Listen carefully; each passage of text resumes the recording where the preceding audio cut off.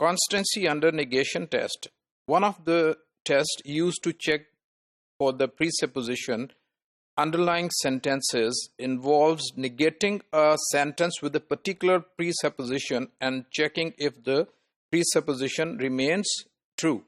For example, in presupposition, your brother is waiting outside. It means that you have a brother. So we can apply this negation test by making the sentence negative. For example, if somebody says my car is a wreck, or we can use the negative version, my car is not a wreck. The presupposition remains the same, that you have a car.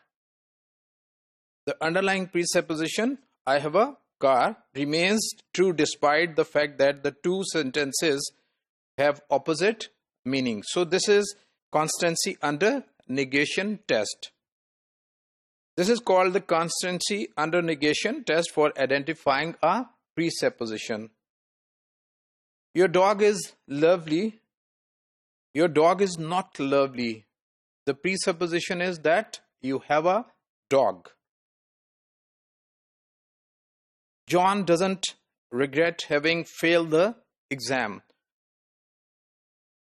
John regrets having failed the exam. So the presupposition is John failed the exams.